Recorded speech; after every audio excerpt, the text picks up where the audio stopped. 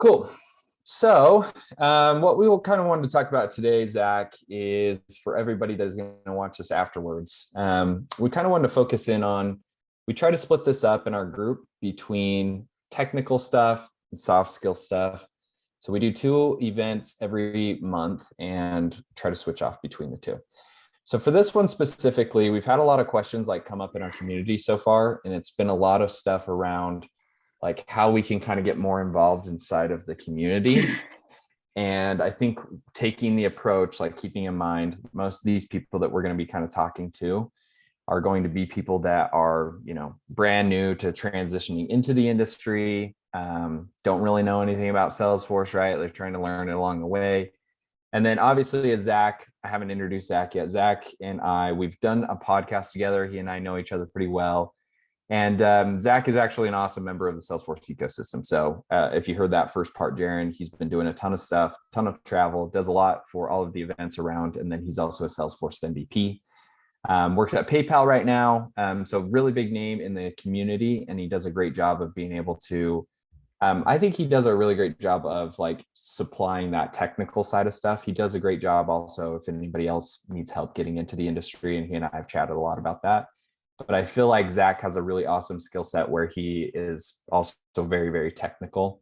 And so I think he has like a good plug on like how to kind of balance those two things of sharing what you know, being technical, and then also this route of being able to kind of like rank up on all that skill set side of all the technical stuff, and then figuring out a good way to like share that within the community. And then obviously like in his benefit, he's been able to like get himself into a position where he's Salesforce MVP now and going to all these events and really contributing to the economy, to the ecosystem. And so I wanted to have Zach on and kind of talk about that a little bit with us.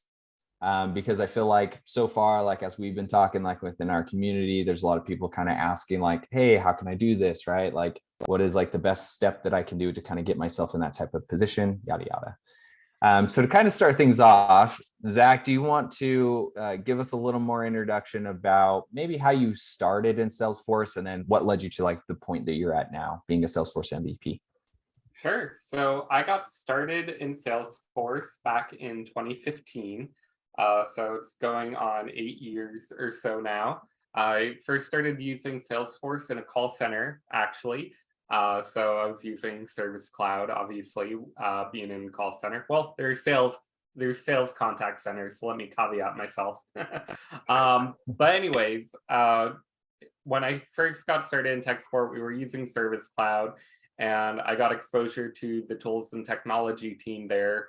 Since I was a lead for the tech support team, I would often interface with them on enhancements. Eventually, I moved on down to Austin, Texas. This is about 2016 now. And the company I went to, they were also using Salesforce, and they were using Service Cloud, albeit they were using a very old version of Service Cloud. They were using something called Agent Console, which is a 2009 feature that isn't even really available anymore. Needless to say, I went to the director of support at the time at the startup and said I felt like I could make their instance better.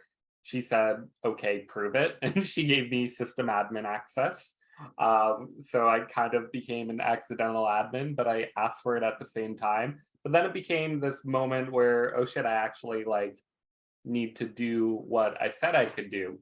So I started going to Salesforce Saturday in Austin, Texas. That's one of the that is the original location for where Salesforce Saturday was founded. It was founded by Stephanie Herrera. So there's a very active Salesforce community in Austin, Texas.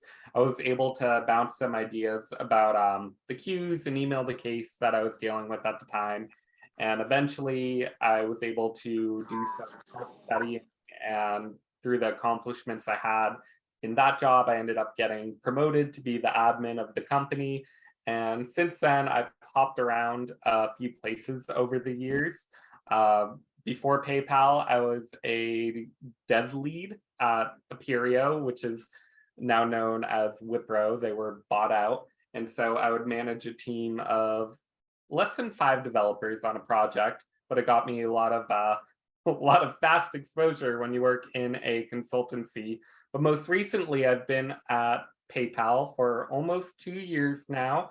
I joined PayPal as a product manager in the sales technology department, where I would interface with the business leaders to identify what they wanted built for the intersection between sales and marketing. This past year, I've been a portfolio manager for revenue operations, keeping track of over 40 different softwares. So that's a little bit of a beast within itself. And who knows what's next. But yeah, that's a little bit about me. Cool. Appreciate you giving us a little bit of an introduction there, Zach. So kind of going along these lines, I know like Jaron and Brandon, I've spoken with you guys a lot, obviously in our community. And something that I feel like gets brought up a lot is there's like this one way that I've done it a lot, Zach, and is like sharing all this stuff on LinkedIn and sharing stuff on social media and trying to build a presence there. And I feel like as far as the community goes, that's definitely one way you can do it. And I know you're on social media and you have a following as well on Twitter and LinkedIn and things like that. Outside of social media, though, I feel like you have been able to really get into some spaces that I would actually still like to get into, that I think you're really good at, that it's like not super intuitive to where somebody that's brand new, where it's like, well, I could just, get on social media and post something.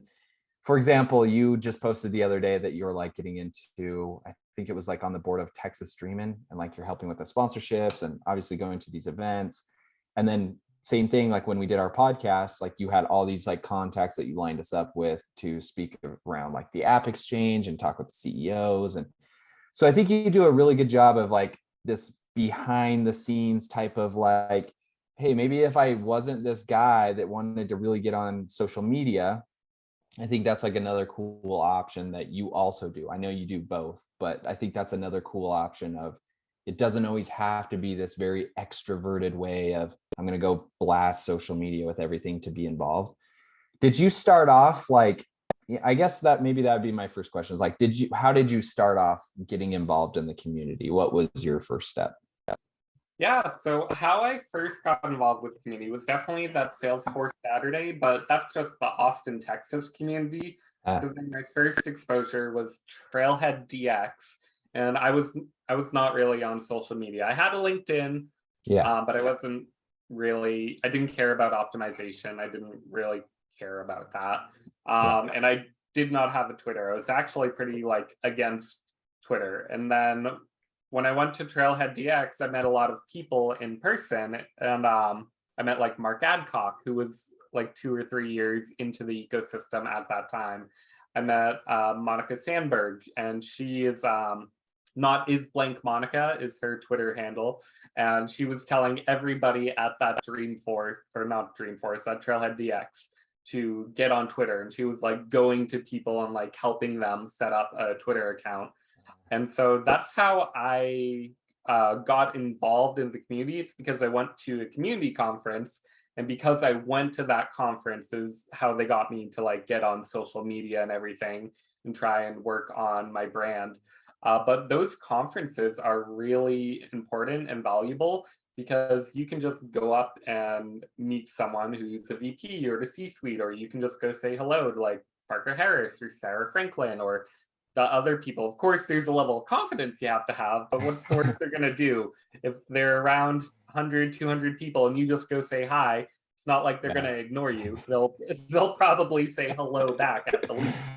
That's a good point. A lot of those people that have attended that specific Trailhead DX years ago, one of them's like a VP at Indeed now, and they weren't that 4 or 5 years ago in charge of their Salesforce.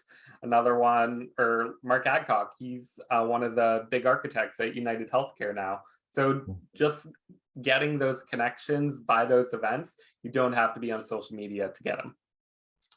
Yeah, I like actually that approach, because I've thought about like these events, and even myself being here for 4 or 5 years now, I still haven't really attended any of them. And it's like in my head, even until you just said that, it's kind of been like, yeah, I guess I could go and like maybe talk to some people I know. And that's maybe the more way I've looked at it, is kind of like this, like maybe I get to meet people that I've talked to online. But the way you framed it is actually a little bit better, where it's like, yeah, but then like when you're in person, kind of like what you just said, like the chances of somebody actually like rejecting you or like not wanting to at least like build a little bit of a relationship in person, like probably not going to happen, because we have this like common stance of, hey, we're in the Salesforce industry, we're both here. And like you said, if you approach them with some type of question or just trying to get to know them, like you're in person, they're going to be nice, you're going to be nice. So I think that's a good solid point of like trying to kind of get yourself out there at these live events as well, so that you can talk to people, build a rapport, they actually know you. That I feel like that's always a little bit easier to kind of build a relationship with somebody too. So I think that's a really good point. So once you kind of started doing this, you go to some events, you get set up on Twitter. How about your journey towards like a Salesforce MVP? Like, how did you, now make this step where it's like, okay, I've gotten to know a few people, you named a few big players. I'm now on Twitter, I share some stuff. What was the path from that clear to Salesforce MVP? Because I think for people in the community, and even myself before I met you, it's like that. And a lot of the times that title is like clear at the top, right? Where it's like, man, how do you even get to that point? And like, what do you have to do? And I think for a lot of us, we feel like you guys are just like dominating the Salesforce ecosystem in like some other way that, like, I don't know, that's hard to figure out how we would do something similar.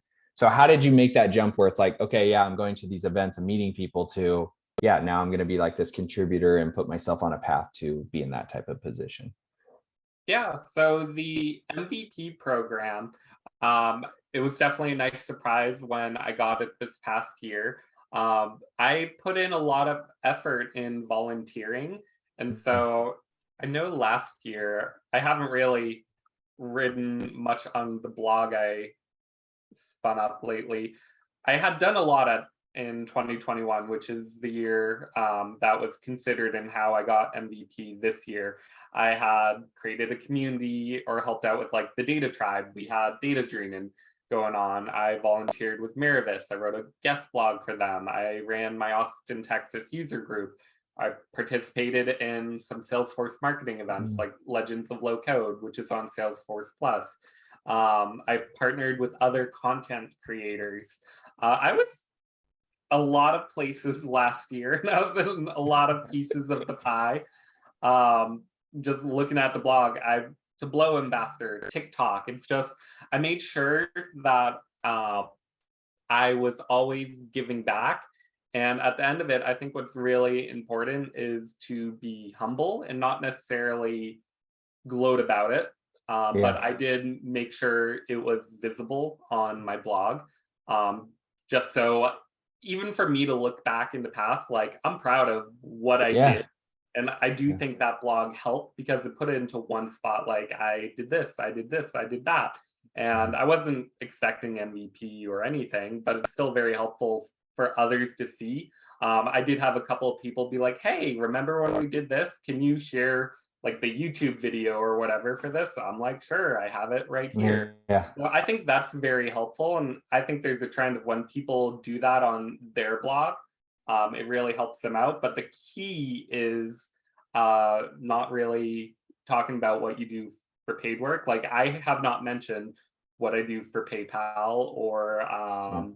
what I did at Aperio. And I had some impressive clients, like a top cellular company that I won't name, and a few top healthcare companies.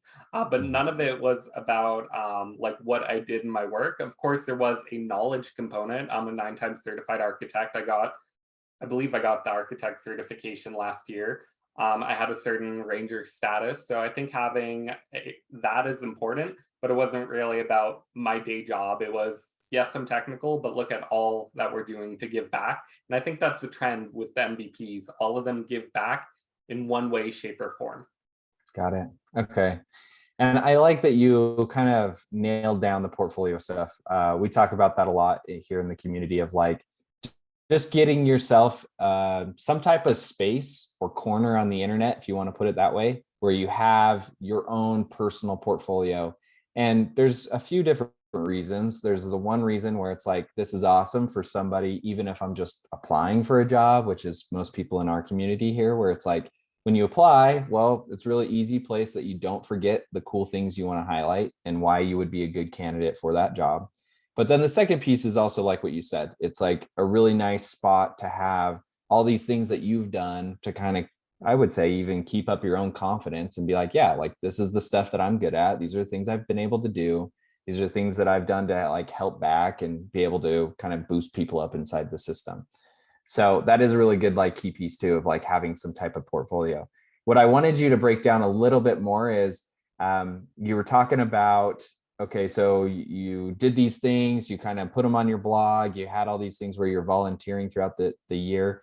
Where would you go? Like Jaron has specifically asked me this is why it came to mind, is like, where would you even go to find something like that to do? Like, how would Jaron figure out like if he wants to volunteer and give back, like where would he even look to find an opportunity to do that? Yeah, so it depends on the type of opportunity. Of course, if it's with a nonprofit such as Merivis, you can go to their website. I believe it's just merivis.org. I'm not sure if it's .org. Yeah, .org. And Okay, cool. there's an option to volunteer. So it's just finding like what causes are important to you. Typically for like volunteer type opportunities, for the most part, people aren't going to reach out to you and say, hey, can you volunteer with my nonprofit? It has to resonate with you, and you have to go and put in the effort and say, I want to volunteer with this. In terms of like Legends of Low Code or how I solved this on the admin channel and a few other things, it's important to be on the success community. So that's success.salesforce.com. A lot of times marketers will post in like the big success groups. So you can always sort by like which success groups have the most amount of members. For instance, Legends of Low Code, that was posted on the success community. It was posted for 2 months and they only had, I think, like 18 applicants. So it's Oh, not wow. like they had a lot of Yeah. on the success community. So just going on to the community and getting involved, that's one way to get noticed by marketers from Salesforce or by evangelists. Um, I've, and this kind of goes back to what I was saying earlier with going to these events. So Mhm. I knew Jen Lee, like I met her at a Trailhead DX, but I actually really got to know her during Cactus Force, which is the regional conference in Phoenix, Arizona. I was speaking there on Einstein Analytics. Can't remember what I was talking about. Yeah, have no idea what I was talking about at Cactus Force, other than it was Einstein Analytics. This was a few years ago, but her, myself, and Mark Adcock, we went to a dinner, and we just chatted and we had a good time. We didn't talk about work or anything, but that's the value of going to these conferences. You just organically go get a drink with someone that you may not be able to regularly, or you sit next to somebody at a session and now Yeah. you have a relationship with them, or you go to somebody you were following for a long time on social media and you go to their panel and you engage in a conversation, and now you can text and hang out with them whenever. So Yeah. I think it's really important to make an effort to go to those regional conferences, because when you try and connect with someone cold on social media, there's a reason why it's called Mhm. cold connection. Yeah. Yeah, and we talk about that one a lot. Like even when you're just like applying for jobs, like there's all these like little tips and tricks that you can always offer and like try, and stuff that we definitely have done. And I think there's still success rate, but like you're saying, it's just so much easier when it's like, you know, somebody. And I think like even to kind of shine some light for people in the conversation, like I would even say the same thing for like Zach and I. Like I've known Zach just like the name, like in the community. And I think Zach probably maybe knew the same thing about me. We went to a Twitter space a few times together. I think Zach had hit me up. We were kind of talking about the idea that we wanted to start our own podcast, and then we did it. And it was like, I went from kind of knowing who Zach was and maybe the name to where it's like, he and I now have each other's number. Like he's saying, we talk about things that are not Salesforce stuff, try to help each other out, all that kind of stuff. So I think it just really like boosts it to be like, okay, like now when I see Zach on social media or he posts something or whatever, like I automatically have this like thing where I'm like, oh yeah, like Zach posted, like for sure I want to like leave a comment, or I want to like, or I want to share, or I want to, you know, whatever it is. And I feel like the same probably for you two in this call with like Jaron and Brandon, because you guys have been also super active with trying to get to know me and vice versa. So I think it's just that same type of tactic where it's like, if you can afford to go to these, like Zach is pointing out, it allows you to kind of build those types of relationships. And then furthermore, like I know a lot of you are looking for your first job right now. And so it might seem a little daunting, but in the long run, like Zach is saying here, like he knows some people in the industry that have gone on to go to bigger places that have like different titles. And I think that's super beneficial because it's like, even right now, like I haven't had to reach out to Zach or vice versa for like a specific job. But if something like that does happen, like I would know and feel comfortable that I could reach out to Zach and ask for that type of help because we have that relationship, right? So it's more than anything, it's just kind of like, I would say, in a way, it's like it's just like your regular job or like any business where it's a lot more focused on trying to figure out how to build relationships with people and trying to garnish those in a way that's like genuine. Like you don't want to just have something where it's like, oh, I know Zach because I like to like use his resources and that's it. Like no, like I want to make sure like I know Zach just like as a purpose or as a person. And if those things happen to come up organically, like he mentioned, awesome, that's a bonus, but it's not something that I'm expecting, right? Like I'm just helping him out because it's the right thing to do, and he's going to help me out because it's the right thing to do. So I think that's a really good point. There was another question that I kind of wanted to, yeah, go ahead. I just want to make one comment really quickly about relationship building. And a perfect example is like Garen's on camera. So if I see Garen at a conference, I'll know who he is because I know what he looks like. Whereas the others on this call, not on camera, haven't really engaged. There's a lot of people with those names in the world. So I highly recommend in opportunities like this to go on camera and put your best foot forward. Yeah, and that's a solid point too. When you get on like calls, it can always be a little bit awkward, like you're saying, where it's like what do I say? How do I engage? But even honestly, just like being on the call and just like smiling and acting like you're paying attention and stuff, like definitely like what you're saying. I feel like I've been on some calls for myself where it's been very similar to that. And it's like it ends up going a long way. Like I've had LinkedIn messages afterwards where it's like, hey, thanks for coming. And I don't think it would have happened otherwise, right? So that is a good call out. Let's see. There was one other thing I wanted to kind of go into, and then I'll see if anybody has questions because we're almost to halftime here. Is we've talked a lot about like getting involved and maybe some of the ways to do that, Zach, but I don't think I've really had you touch on like what are the benefits. I think the obvious one is you might be able to kind of land some jobs or learn some stuff. Is there any other benefits outside of that that you feel like this has definitely been worth my time to engage with the community that you'd like to share? It's helped. Of course, it's helped whenever I'm job searching. I have yet to really activate my network entirely in my career. I've never once like posted like, hey, LinkedIn, I am looking for a job. And I've never done that on Twitter where I'm like, hey, I'm looking for my next, wait, no, that's a lie. When I was leaving Kabam, I did that for a Perio and I had a job offer within a week. So that was that one was a lie. But that happened so fast, I don't really count that one. But it's helped like at PayPal, for instance. Some people really enjoy to see that I am a MVP or that I am a user group leader or that I have 9 certifications. It helps with certain executives, some it does not. I don't necessarily try and if I can find a hiring manager, or if you know when they... What was that? I think Riz just joined the call and it was background noise. I muted him for us. Keep going. Sorry about that. What was I saying? I've had some executives that like that and some that don't. And sometimes I've joined calls like at PayPal. And when I haven't necessarily met like an executive or a leader, somebody else on the call would be like, this is Zach. He's an MVP. He's recognized in the industry. So I think just getting my name known in the industry, it's helped pass just that initial job offer, because typically when you get a job, they're evaluating you for 90 days. And so typically within that first 90 days is when they can very easily terminate you, just to be very blunt. But it's helped like long-term continuously develop my career at the company I've been at, because people know like I have built up my industry name and I've this is my career. And so I think it's helped long-term way past just the job offer. Plus there's also like legends of low code and like how I solve this and other stuff just across my career. It's helped. I like those call outs too. Because I think that is like a number one question that would come up when I first started. And it was always like, okay, you're just starting Salesforce. Like, how serious are you taking this? You know, like, where do you see yourself in 5 years? And kind of those basic career questions.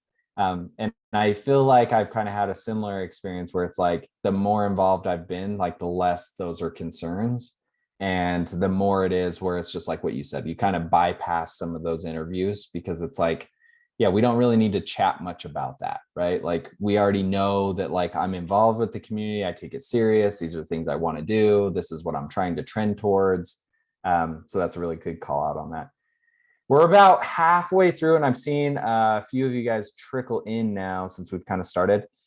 So what we are talking about, just as a reintroduction here for those that joined halftime, is we have a Salesforce MVP with us, a good friend of mine named Zach, and he got his MVP title last year.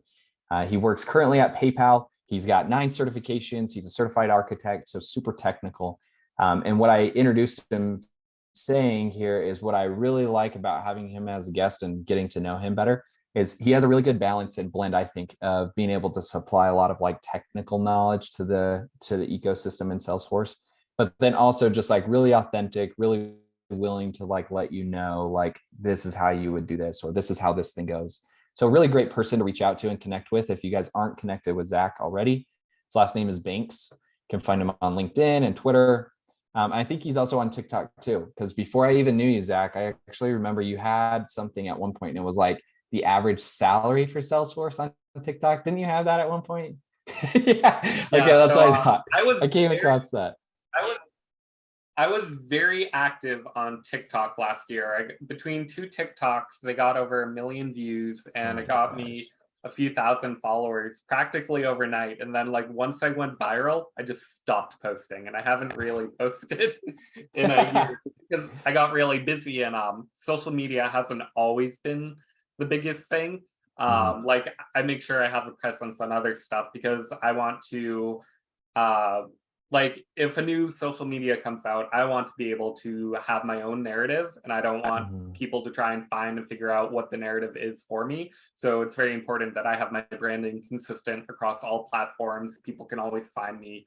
But yes, I still have that salary data set up on my blog where I collected over 300 salaries of Salesforce professionals. It's in a free Google sheet. I can drop it in the chat maybe at the end if I can find it quick enough. I don't remember what the average salary was, but what led into that was there's an agency that shall not be named, but they're pretty big in terms of recruiting.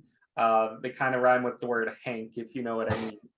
And they have this salary infographic that they've put out every year. And at one point I asked them to say, hey, these numbers are really inflated. Can you please disclose your data set on how you're calculating that? And they said, no, they can't disclose it because they're manipulating the data set with some market experts to get to the numbers that they were going. And the keyword I heard there was manipulating the data set with market experts. And the fact is, those recruiting companies, they typically get 20 to 30% of your first year salary as their commission. So they get a few like 10 to 100K, depending on what you make, just for placing you in a job. So it is in their interest to inflate the salary. And that's helpful if you go with them and they can actually land you 150K for a junior admin role with no experience. Sure, that's great for them and it's great for you. But it gives the false impression in the industry that any junior admin can go and get 150K at any company. So I typically don't like to complain. So I gave them a chance to try and like do it themselves and they said no. So I'm like, fine, I'm gonna do it. And then I did it. Okay. Yeah, see, I really like that. I think before I knew you at all, like on any other platform, like last year when I was just scrolling on TikTok, you came up. And then I like watched your stuff, and I think I signed up for everything. I subscribed to get your like data set and everything. So that's how I first came across you. So I think just kind of circling that back to the community stuff. And we've talked about this too before. I think we said it on our last call. The way I've said things around like blogs and like what you say in the community and who you help out, I've almost compared it to like this like bucket of value that you're like putting stuff into, and it doesn't go away. Like a lot of people sometimes think like, oh, well, you know, I just helped out this one person, I answered a DM, and like you don't really think much of it. But all those things like get added to that bucket. And like in your case, for me, like, okay, I came across Zach's video that led to XYZ. Here we are all these years later, right? Like talking, and we have this podcast and all this stuff. So I think it's just like important to realize like when you guys decide to figure out what you want to do in the community, whether that's just, you know, going on and answering questions, that's social media, that's your personal blog, whatever it is, to kind of keep that in mind. Like when you look at it from that space of, if I add stuff into this bucket, right? If I add things in here, good things are going to happen for my career. It's an easier way to, I feel like for me at least, to like shift my mind to be like, okay, well, why wouldn't I do that then? Right. It's kind of the same thing when I think about like applying for jobs. It's like, okay, I know that like when I apply for jobs, especially for a lot of you, where it's like your first job, okay, I know I'm going to get rejected. But if I have in my mind, like, if it's only 10 rejections away, like, why wouldn't I be trying to get to those as quickly as I can? There's a creator that I like to follow, not Salesforce related, big on YouTube though. And he says the same thing. He's like, when anybody starts their first YouTube channel, you can guarantee the first 50 videos on average that they make are going to be horrible. He's like, so when I first started and I knew that statistic, the way I approached it was, okay, well, why would I not try to get to that first 50 as quickly as I can? Because I know they're all going to be horrible. What the point is in that first 50, I'm learning, and that's the learning curve that you're paying for to try to figure that out. So he's like, so taking that approach really with anything in life, when you realize like it's a kind of a numbers game that way, it's like, well, why wouldn't I want to apply for all these jobs to get those rejections out of the way? Why wouldn't I want to help people out in the community? Because that just makes me so much closer to the next opportunity, the next person that could help me out, the next whatever, right? So I think those things are important to keep in mind. All right, so we did a lot of talking here. We have about 20 minutes left. Does anybody have any questions, Darren? I know you said you came in, you had a few. Anybody else have any questions that they want to raise their hand and ask Zach or myself? Yeah, if I can start off, one of the things I was looking at the Trailhead, kind of dove in, besides just doing all the modules and the trails and all that, there was all these ones that were like I could click on local to me, and there was one that was in the Toledo, Ohio group, and there was like nothing active since like 2017. Like, I mean, I'm not certified yet. I don't feel like I'm that far yet, but would that be maybe an opportunity to say, hey, if there's anybody in this area, to start a little community group in this, in the city, or whatever. I don't know if that would be helpful to kind of get in front of people like that. So help me understand, what was your question? Are you trying to find a group I heard a few things. I heard like a trail mix. I heard about starting a group. Yeah, so when I was on Trailhead, they have all these, certain things where you can look up communities around you. And so I found one and saw that there was like, doesn't seem like there's any activity since 2017. So I don't know if there's some way to pursue like starting that up again, or seeing who, how to get connected with that community, or, something along those lines. Yeah, so community groups, were you on trailblazercommunitygroups.com? I believe so, yes. Okay, sounds like if you were on Trailhead, then it was probably talking about success. Because Salesforce used to have their community groups on the success community. Like you can go and search right now, like there's Austin, Texas admin chatter group, and then there's like Austin, Texas developer chatter group, and a whole bunch of chatter groups on the success community. Those have been around for a long time, and they're not the most active components. What's your city or biggest metro area? Toledo, Ohio, or like Detroit would probably be the biggest. So I'm just looking up Toledo really quick, see if there's a user group near you. There's one in Lansing. I have no idea how close that is. Akron, Columbus. Yeah, it's about an hour and a half north. It's in Michigan. Oh, okay, those are in Michigan. You said Detroit as well. Oh, Detroit definitely has one, actually. I know that one off the top of my head. But so what I'm doing, I'll share my screen or attempt to share my screen. Oh no, I can't share my screen. Jordan, why do you do that? I want to make sure that I have complete control. This is my area. You don't want to get Zoom bombed. Okay, here you go. I think you can share now. Yeah, Zoom bombing was really bad back in the day. Can you see my Trailblazer community groups? Yeah. Okay. So there's this website, it's trailblazercommunitygroups.com. This is the official like community website by the Trailblazer community team. And so you see like right away, it knows my location. So it knows I'm in Austin and it's recommending different user groups that are around me. So I'd recommend putting in a city that you feel comfortable driving to, and then it'll recommend like the closest groups to it. When you're not in a major metro like Detroit or Austin or San Francisco, you're then at the wary of if other people have created a group. If there isn't a group nearby, highly recommend creating one because you do get perks as a user group leader. You get a budget for swag, you get a budget for food, you get a budget for events. So you can actually put on a little like happy hour in your town. And you'll slowly start to build an email list through this website. You don't have access to the emails that are being built. It's just, it gets signed up on this website and it goes into org62, which is Salesforce org. But it essentially allows you to build a community in your town and you get funding from Salesforce to build that community. So if there isn't one in your town and there isn't one, I think it's within 30 miles of your town, you can email trailblazercommunity@salesforce.com. And you can request information on how to start one. I believe anyone can start one. I don't think there is any certification or badge or any of those requirements. A lot of times people also create like informal meetups on like Eventbrite or those type of websites. For instance, Stephanie Herrera, she started creating Salesforce Saturday well before there was like a formal user group program, and so she used Eventbrite to do that. And so whenever anyone would go to Eventbrite and search Salesforce in Austin, Texas, her Salesforce Saturday would come up, and then people just organically knew to like show up at the Coffee Bean or the Capital One Cafe or Easy Tiger organically Saturday 9 a.m. to 12, and you would just meet new people. So to answer your question, yes, recommend starting it yourself if there isn't one already. If anything, you'll get like $300 every month to have a nice happy hour.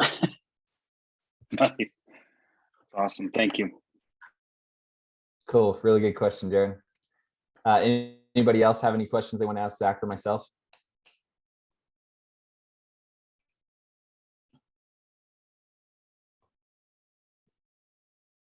Man, no questions. Nobody needs a job. Nobody needs interview. Well, I missed the first 30 minutes, so I apologize, guys. Excuse me. Coming in late, so I didn't get the gist of the entire meeting. But yeah, of course I have questions, but I want to make sure they're in the context of this call. Well, you kind of have free reign here. If nobody else is going to ask any questions, I definitely want to take care of like Zach's time. So Zach, like I said, is an MVP, works at PayPal, 9 certifications, super technical. I was just kind of joking when we first joined. I've been calling it kind of like from The Office. He's on his lecture circuit right now where he's just seems to be everywhere in the country going to every single Salesforce event. So at the same time, like if nobody else has any questions, feel free to ask whatever ones you feel like might be appropriate for him. Zach, you wouldn't happen to know a guy named Josh Peeling by any chance, would you? No. Okay. Just, since we're asking questions and trying to fill time until I can think of something. I've been going since 6 a.m., guys. So. Okay. Yeah, no worries. No pressure either if you don't have anything top of mind. Okay, cool. Well, some of the other things that Jaren had brought up while you're thinking there is, and Brandon possibly, is one thing I want to call out. Those were all really good suggestions from Zach, obviously. I would agree with all of them, right? Like definitely start them.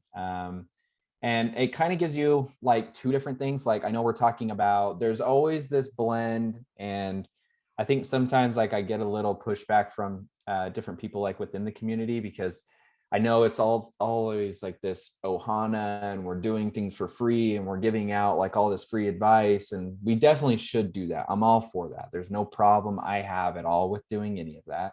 And I think it's an awesome thing we should. And when you have the time and capacity, you should do it. But what I don't think gets talked a lot about that I personally like to highlight a lot is like also the benefits of you personally doing it, right? Because I think sometimes like as a group, like sure, you might take that approach where it's like, hey, if I have time, I can do this. But I think what kind of holds you back sometimes is like you're not getting the full picture of like how it might also help you. And I do think that there's obviously like a little part of it that like is going to be somewhat of the personal benefits, right? Like some of the selfish reasons you might want to. So Jaren, like with you saying that, definitely you're going to like make an impact on people. You're going to help people, and that's going to feel awesome. And you're going to be able to give back to the community. And you definitely should do that. But something I want to touch and kind of throw out there is like when you think about psychology in general, like how humans work, when you see somebody's name more often than not, you associate them with some type of specialization. Like that's just like 101 psychology. And you also associate authority with expertise. So when you see somebody like the people that we could probably think of on this call that are big creators in the Salesforce industry, why do you think those things? Well, you probably think they're an expert because you see their content all the time. You see their YouTube videos, you see them at conferences, you see them talking, you see them starting these groups. And so, yes, we are doing it for genuine reasons, but I also would say, like Jaren, like in your side for like motivation purposes too, that it doesn't always have to be this idea where it's like, I'm just doing 100% for free. And like, I'm doing this because I'm a saint. And like, that's the reason I'm going to do it. Like, I know like I get pushback on that for saying these types of things, but in my personal opinion, it's like, you're still spending your own time in life to do it. Right. So like, there is still something that like you're hoping to get out of it. And so having that, like thinking here in Utah, in Salt Lake City, there's somebody that I talked with this week for some consulting stuff, and they already had somebody right off the top of mind, and they were like just over the moon about her. And the whole reason is because she runs like the Salt Lake City group out here for Salesforce. And so she gets all these perks from it too. He was saying, I haven't talked with her personally, but he was saying she also gets like X amount of tickets to Dreamforce every year and kind of some different perks for herself for like going out of her way, right? So there are different benefits too, right? Like it doesn't have to be just this, like, I want to do this because like I want to be a really, really good person. Like definitely an awesome thing to do. But also keep in mind that these things are also going to be beneficial for you and your career. And another way I like to think about it too, instead of thinking about it so selfishly, is the way I like to think about like earning more money or putting yourself in a position where you have the opportunity to help more people. If we just take at a small scale, like this thing that I'm trying to do, like we have this little community. Okay, great. There's 5 people live on the call. There's 80 people inside the community. Small or big, whatever you think in your mind, doesn't really matter. What the point is, though, is like me putting myself in that position to do something like this allows me to have more impact on the community, right? And if I don't do something like this, then I don't have a voice. I don't have the say to be able to do those things. So I also kind of like to think of it that way when it comes to like money, titles, like starting groups, doing these types of things. I would also keep that in mind too, is like you will have a bigger impact as you try to do things like that, because you're the one that's saying, hey, like I'm willing to kind of take the fall and be the leader on this and do this certain thing to kind of build this up. So just kind of would throw that out there. We'll see what Zach wants to add to that too. Yeah, so I know exactly what you're talking about on how in the community there's this perception of you can't like charge or you can't do XYZ. I want to say the perception is probably more accurate to say you can't say you're doing something for the good of the community and then there's nothing you're doing for free. Because if you're doing nothing for free, then you're obviously very self-interested.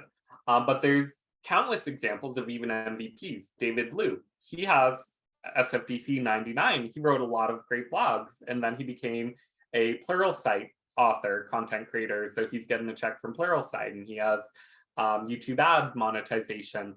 But he's not entirely self-interested. He has a blog where he's written a lot of very great content. Same with like Adam Oshlansky, and there's someone in the community who got a Hulu show. But they also have done a lot of great work. So there's also people in the community that you never really see volunteer or do stuff like this without a check being behind it. And so then what leads to that tension is obviously one of the pillars of the MVP program, which a lot of people think is the top pillar. I don't think you need MVP to really advance your career. Of course, it definitely helps because it is an industry recognition, but one of the core pillars is giving back to the community. And if you're always charging people or picking up these side contracts, and you're never seeing like volunteering and you're never seeing great content for free, are you really giving back to the community, or are you really pocketing for yourself? So I think you're fine with what you're doing. I know you have like a course, Jordan, but you also do a bunch of stuff for free. And there's a bunch of other people like you that are MVPs that do similar stuff where they're making money on the side. I don't think there's anything wrong with it. It's wrong when you say you're doing stuff for free, but you're not really. Yeah, that's a good point. I like that you clarified that for me. I think it's probably not even a Salesforce like thing. I know that like in our industry, we do a lot for free, but to Zach's point, it's probably just like in any industry, right? Like if you go in and you're saying, oh, I'm doing this for the greater good, and then on the side, you're like, nah, I'm going to start charging everybody. Or the reverse, right? Where it's like, I'm just going to charge everybody and I'm going to do it for free. It's more of like going in and trying to say what you're doing, right? Like making sure you set the right tone and making sure it's clear. So kind of to Zach's point, I've personally tried to work on that a little bit more because I know I've had pushback at times. And it's like 99% of what I do outside of this course is 100% free. Like today, right? Like I jumped on a cohort with hiring for our heroes, talked with them for 30 minutes and answered questions and connected with people. And then a bunch of people DM'd me afterwards on LinkedIn. I answered all those questions for them. So it's like 99% of what I do for free. And then there's this other side where I'm feeling like, okay, like I spend a lot of time doing this. I'm going to be very clear that this is going to be like paid access. And if you want to do that, great. If you don't, then you can sign up for my newsletter. You can follow me on social. You can DM me. You can do all these other things that I do for free that I'm willing to do. But for this specific thing, I want to gear like more time and attention to it. And the only way to really, for me to do that, like from a livable standpoint, is to charge for that, right? Because I also have a life and stuff going on. So that's a good point. And then Riz, I know you raised your hand, so I'll let you ask your question here. Yeah, first of all, I mean, the community, even though it's just 5 of us right now, is ohana, period, end of story. So, but more of a basic or pragmatic question is, you know, we're going to end up in a sort of a interview process at some point.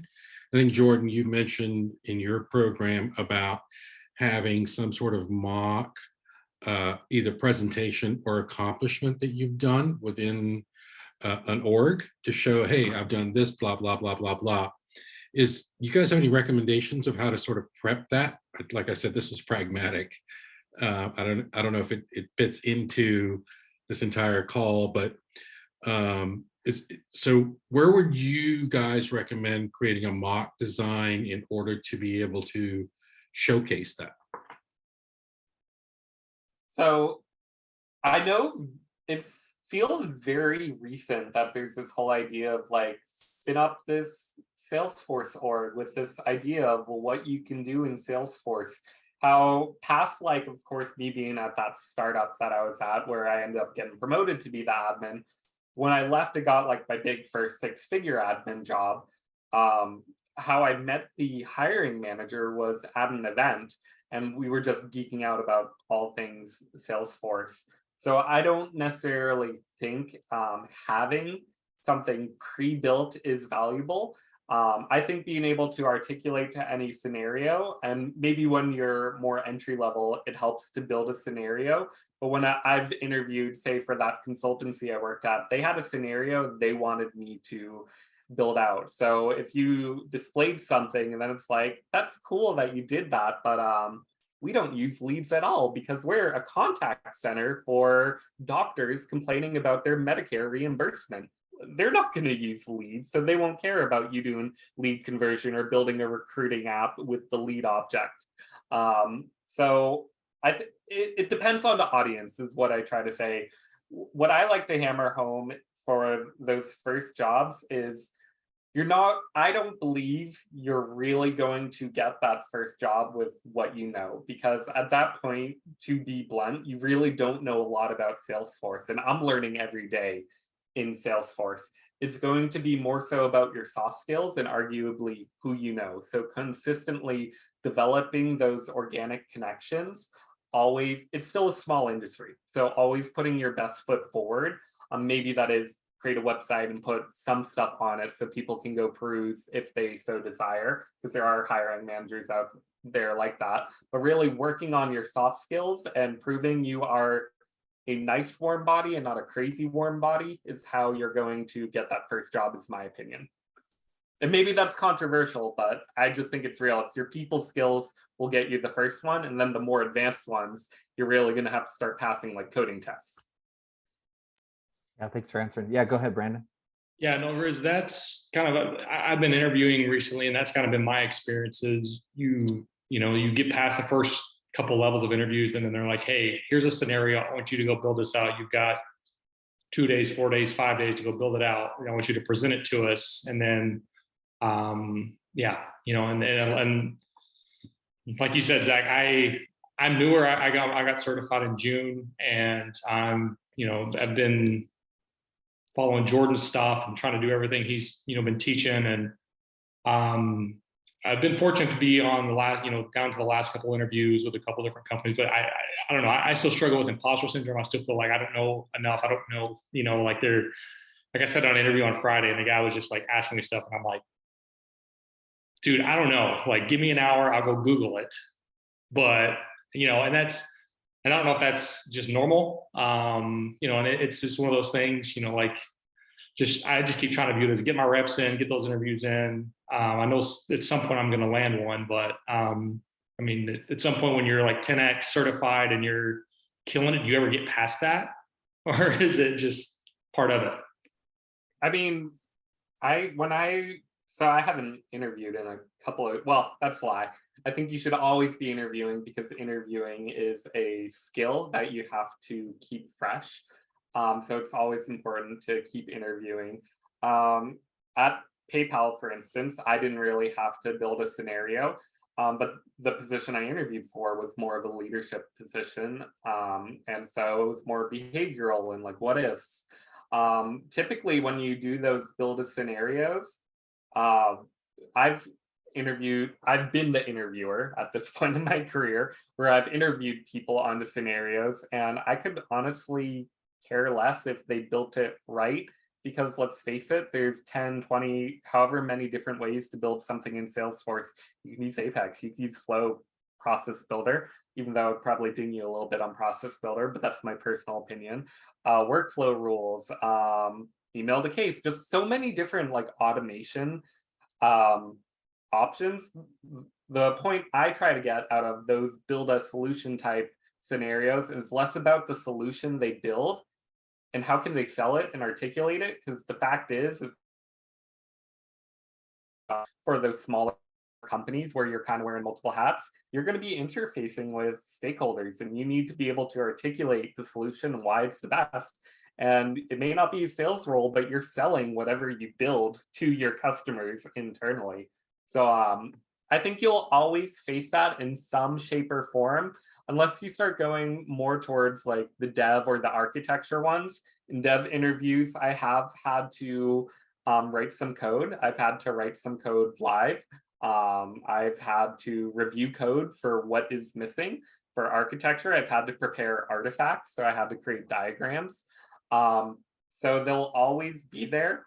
And I don't always think it's well, there was one company where I know they took that and they went and applied it to their internal org, which all to them if they want to do that. But for the most part, it's less about what you build, because we could critique it all day long, and then it's just more about the personal feelings between you and I on what's right. Zach, I know it's like time to go. Do you have time for just one last question? Sure. Okay. This one just came to mind. Brandon had actually asked me this, and I wanted to work it in here to this question earlier today. But basically what he was asking is, as we've been talking about trying to stand out in the community, with a lot of people, and let's just take like my course and like Bradley Rice, since his is a big one, or David. I know David Scott has like a really big one with like military. I don't think yours costs $2,500, so. No, and I know like David does, like, I think he does his for free, all the Trailhead like military stuff, right? And so I think like between the three, let's just say though, I think like the main question is, there's people that are upskilling in this way to try to figure out better ways to stand out. And Brandon's question to me, and I think a lot of other people that they might have the same one, which is, how can I stand out?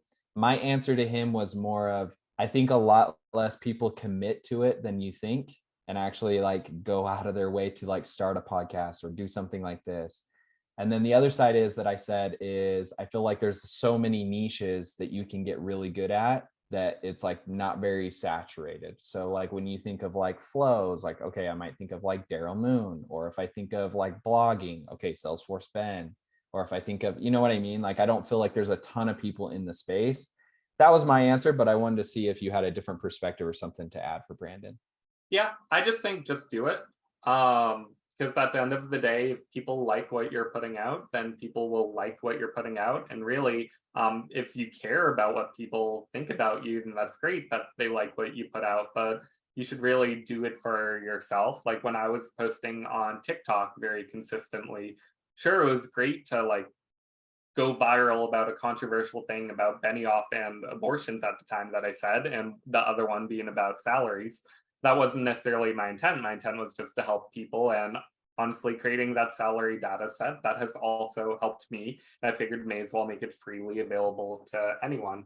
So biggest thing with like doing all these things is, I agree, not a lot of people are doing it. And then when people start to do it, they don't realize it's kind of a full-time job, and there's actually like a lot of work to like create a course or do a podcast or go and volunteer X time a month, and you have check-in with like whoever you're teaching, whether it's Maravis, Hiring Our Heroes, Pep Up Tech, or going to a user group. Great, you have to drive out to somewhere and you need to network with people for hours, and then you have to follow up with them on LinkedIn. Then you have to go look maybe on their company's websites to see if they have a job. Like, it's a lot of work to actually put in. It's nothing's going to just come to you, which is often the expectation, I think. That was great. Brand, does that help add some perspective there? Cool. Okay, sweet. We went a little over on time, so I'm going to end it here so we respect Zach's time. Zach, thank you again for making the time for us to come in here and share your expertise and knowledge with us. Like I said to everybody else, please go connect with them on Twitter, LinkedIn, TikTok, Zachary Banks. Is there anything else that you'd like to add in at this time too? Like any other things that you're working on that you'd like us to kind of check out? No, but it was funny, like during this conversation, I just got another email for like an exclusive event thing. So maybe you'll see a recording of that at some point. But yeah, feel free to connect with me on Twitter and LinkedIn. I go by Techie Zach. You can also follow me on TikTok. I haven't really posted there, but lately, but I've been meaning to. So feel free to connect with me wherever you want. Okay, cool. And then last thing, did you put in our chat your blog? I wanted to send them over to your blog so they could check that out. Oh yeah, let me put the blog. I posted like the non-password protected salary file because I can't tell you what I put as the password off the top of my head. If you subscribe to my blog's newsletter, you'll automatically get emailed a password. I haven't really touched my blog in about a year, which I have to because I'm going to get charged for it soon. Okay, sweet. That'll be a good resource though, I think, for all of them to check out. So thanks for plugging that too. Okay, other than that, thank you guys again. I really appreciate it, and look forward to doing this again in a couple weeks with y'all. Okay. See ya. Thank you.